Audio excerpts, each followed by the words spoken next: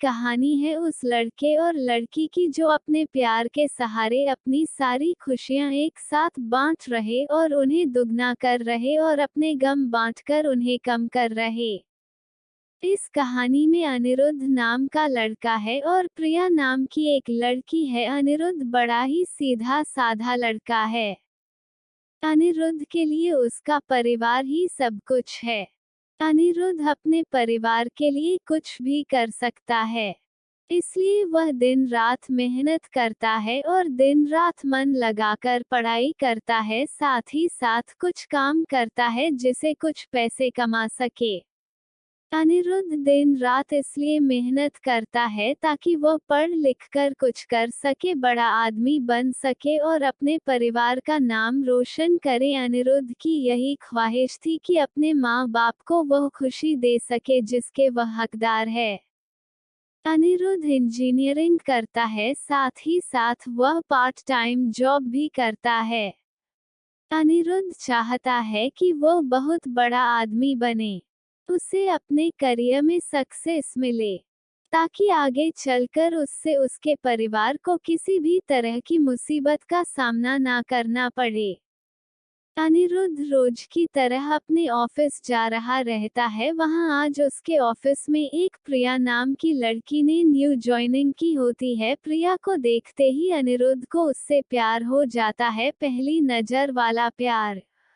प्रिया भी अनिरुद्ध की तरह ही सीधी साधी लड़की होती है जिसके लिए उसका परिवार और उसका फ्यूचर ही सब कुछ है। वह अपने माँ बाप का हाथ बटाने के लिए पढ़ाई के साथ साथ पार्ट टाइम जॉब भी करती हैं। प्रिया लेकिन अनिरुद्ध से थोड़ी सी अलग है।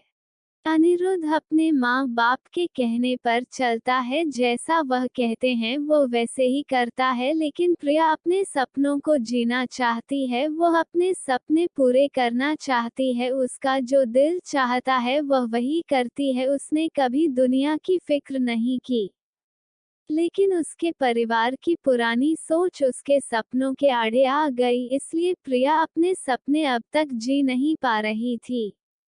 पर उसके मन में अभी आशा जगी हुई थी, उसका भगवान में भी काफी विश्वास था। उसे यकीन था कि एक न एक दिन उसके सपने जरूर पूरे होंगे। जब अनिरुद्ध और प्रिया की पहली मुलाकात हुई, अनिरुद्ध उसे अपना दिल दे बैठा। उस दिन से दोनों में दोस्ती हो गई। प्रिया को अनिरुद्ध का स्वभाव अच्छा लगने लगा। अनिरुद्ध हर वक्त उससे बात करता, उसका छोटी छोटी चीजों में मदद करता, हर वक्त उसका ख्याल रखना, हमेशा उसे पूछना कि उसने खाना खाया कि नहीं। धीरे धीरे प्रिया भी अनिरुद्ध को पसंद करने लगी थी।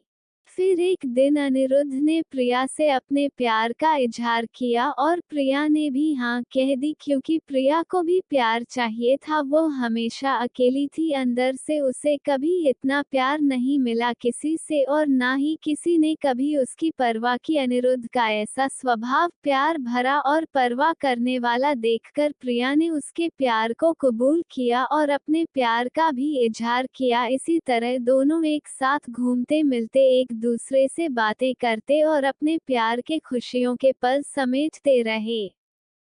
प्यार में मीठी तकरार तो होती है, इनके बीच की तकरार हुई, पर इन्होंने एक दूसरे को समझा, एक दूसरे को संभाला और हमेशा एक दूसरे का साथ दिया। अनिरुद्ध और प्रिया दोनों एक साथ कॉलेज जाते हैं, एक साथ काम पर जाते, जहां जाते हैं हमेशा एक दूसरे के साथ रहते। इसी तरह खट्टी मीठी यादों के साथ दोनों ने एक साथ 4 साल गुजारे। साथ ही साथ प्रिया इंजीनियर बन गया, जिसकी काफी अच्छी नौकरी है, और प्रिया भी एक राइटर बन गई। साथ ही साथ वह अच्छा गाना भी गाती है। अनिरुद्ध ने उसका सपना भी पूरा करने में मदद की, गाना गाने का और अपनी आवाज को लोगों तक पहुंचाने का। इतना समय साथ गुजारने के बाद दोनों के बीच में प्यार बहुत गहरा हो गया। दोनों एक दूसरे के बिना अब जी नहीं सकते थे। दोनों एक दूसरे के दिल की धड़कन बन चुके थे। दोनों ने सोचा कि वह अब अपने अपने परिवार वालों को उनके रिश्ते के बारे में बताएंगे। जब दोनों ने यह बात अपने घर में बताई तब दोनों के ही परिवार वालों ने इस रिश्ते से इनकार कर दिया। इनके दोनों एक कास्ट के नहीं थे, दोनों अलग अलग कास्ट के थे। उनके परिवार वालों को यह मंजूर नहीं था कि उनके बच्चे उनके खिलाफ जाकर, बिरादरी के खिलाफ जाकर, अपनी कास्ट के खिलाफ जाकर किसी और से शादी करें। उन दोनों के परिवार वालों ने उनका मिलना, फोन पे बात करना सब बंद करा दिया। दोनों एक दूसरे के बिना रह नहीं पा रहे थे, दोनों एक दूसरे की याद में तड़प रहे थी। दोनों एक दूसरे को मिलने के लिए बेचैन थी। अनिरुद्ध जो अपने परिवार की इतनी इज्जत करता है, उनके लिए कुछ भी कर सकता है, उन्हें कभी दुखी नहीं देख सकता।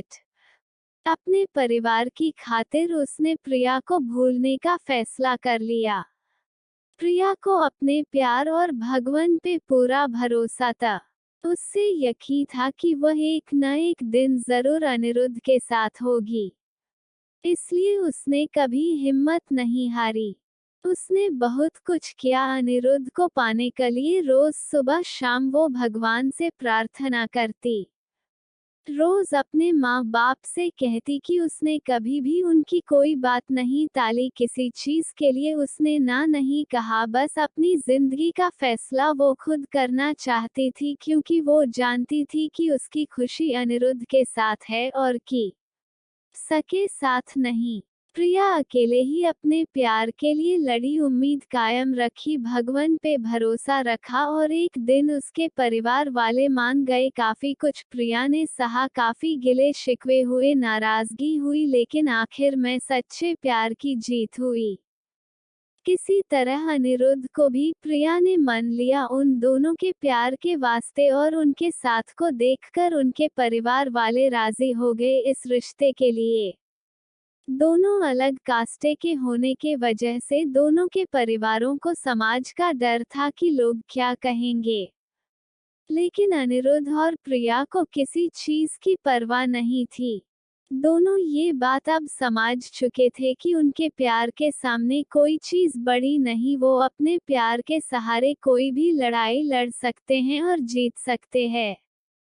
आज के ज़माने में कुछ लोग ऐसे भी हैं जो अब भी जात पात ऊंच नीच को मानते हैं, पर इस कहानी से हमें यही सीखने मिलता है कि प्यार की कोई जात नहीं होती, प्यार का कोई धर्म नहीं होता, प्यार तो प्यार होता है जिसके सहारे जिंदगी खुशी से जी सकते हैं।